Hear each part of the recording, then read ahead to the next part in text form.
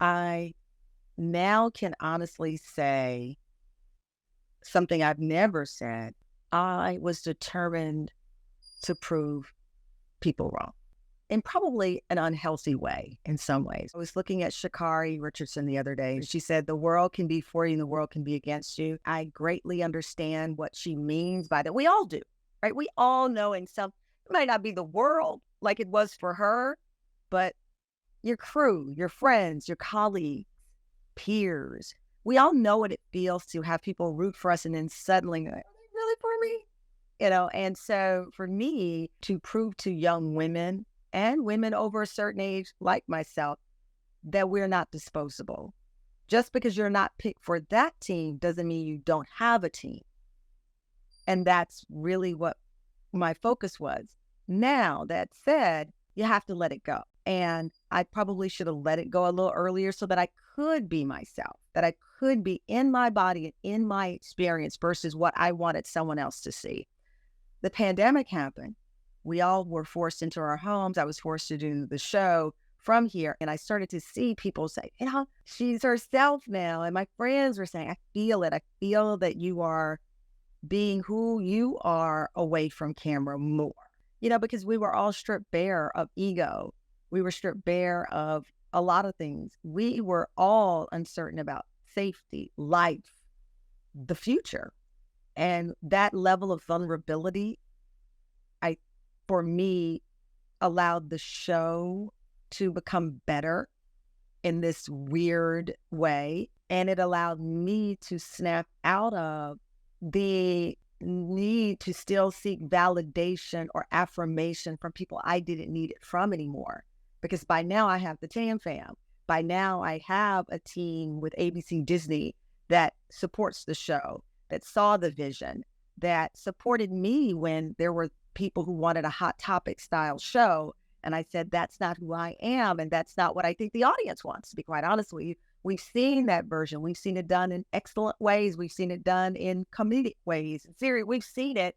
But this show is the content, leaning in on a 1-hour topical show, which they embraced. And the audience did. And trust me, there were many, what they call focus groups. They called in focus group after focus group after and so many of them came back with people saying, they stopped talking about it too soon. It was just getting good, and so that gave us the wings also to keep going. And with this season 5, we have the freedom now with the rating success. We are up in every demo.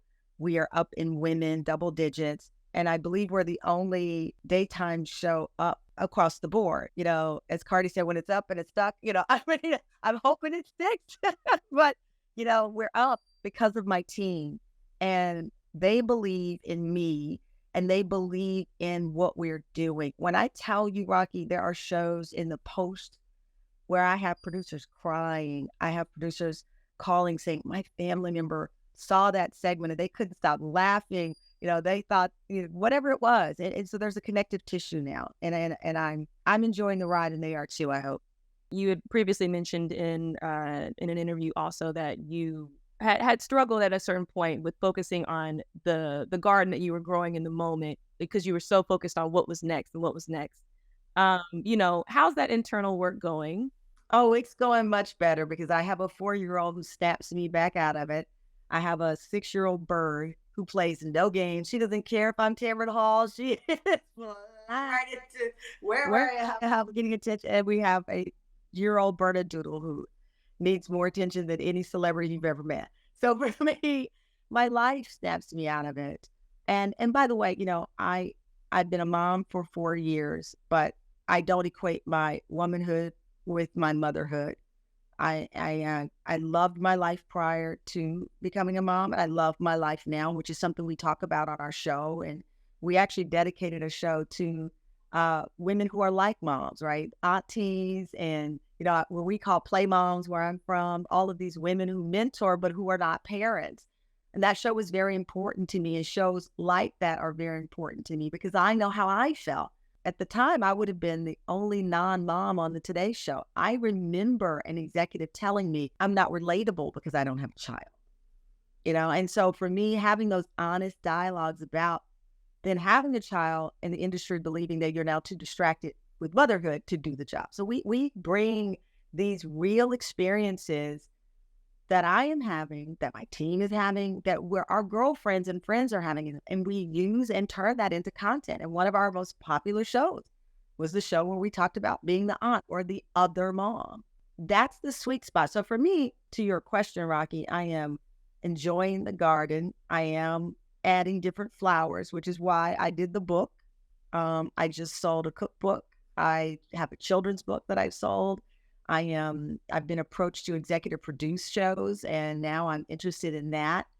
So I am enjoying my garden, but I always recognize, and I say this to other women, the important lesson that I have learned on this, now entering the fifth season, is to make sure we diversify ourselves. We see, I admire Ryan Seacrest so much, and he's a friend, and I look at the diverse range of things that he does.